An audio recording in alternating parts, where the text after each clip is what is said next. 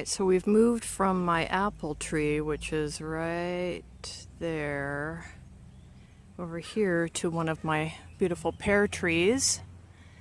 And we are going to air layer, attempt to have a productive air layer on this tree. I'm going to start down here where the new growth was from last year and peel off the bark.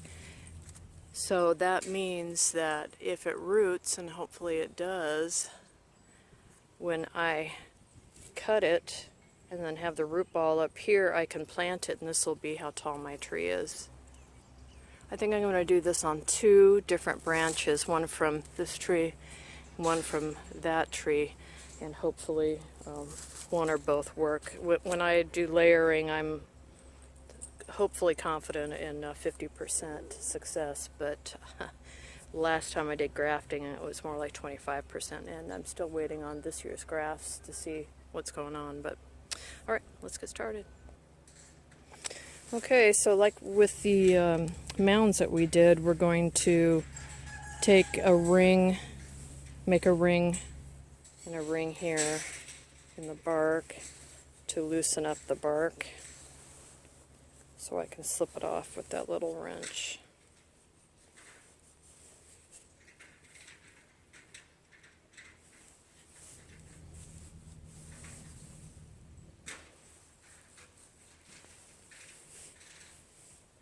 About an inch long.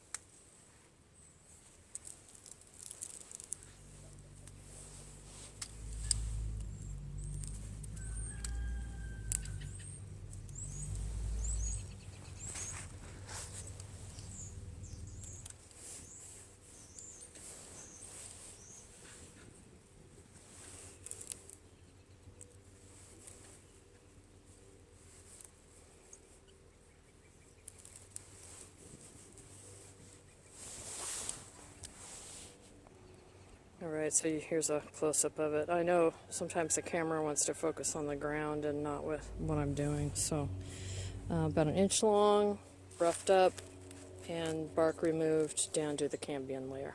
Alright, so now what we have to do is get a plastic bag or a plastic container on here and get some dirt or moss.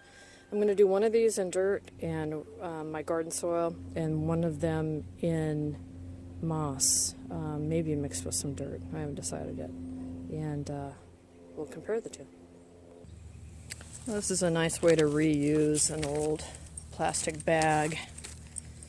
And what I'm going to do is put the bag up over the top and run it down to where I'd like it. And then I'm going to fold this in and duct tape it up. Get down lower. Duct tape it up, and then I'm going to fill it with dirt and then duct tape it up there, and then tape most of the whole thing up so it's in the dark. People put aluminum foil over it too. I may change my mind halfway through, you know how it goes with me. Sometimes I do, sometimes I don't. So, yeah, I'm going to get started.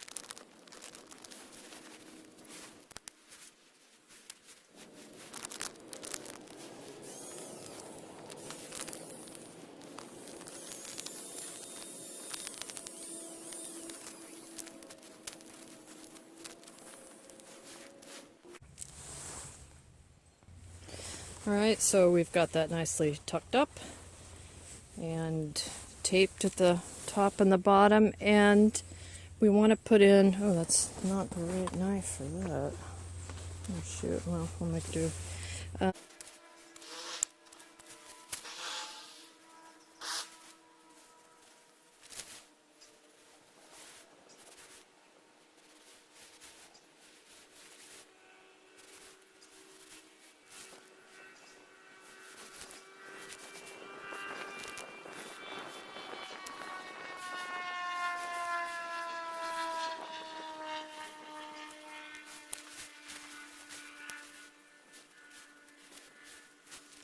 Alright, so for the container, what I'm going to do is take the top off, and I'm going to cut holes, in that end and this end down part way, so I can fit the container back on and put the top back on.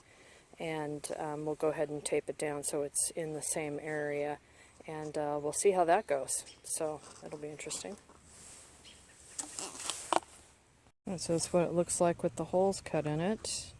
And I'm just going to quickly put some dirt in it and get this up here. First, though, I'll go ahead and add some of the rooting hormone up here.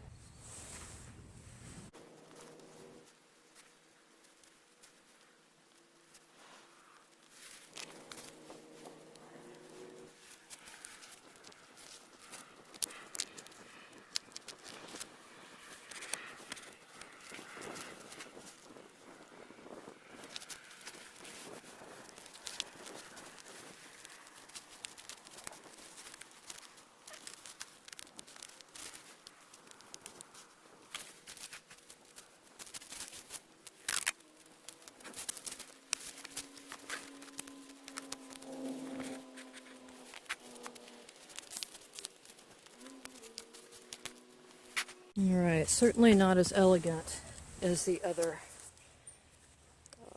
layering method looks. This is probably really too heavy for this branch. But I'm committed, so what I'm going to do is just tape it up a little bit more, and then because it's now pulling down, I'm going to go ahead and just tie it up with some baling twine I have. Another piece of tape on it. And go get some twine.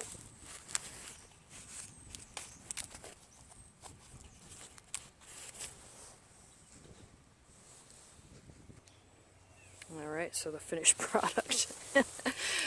A plastic container on a limb being held up with orange.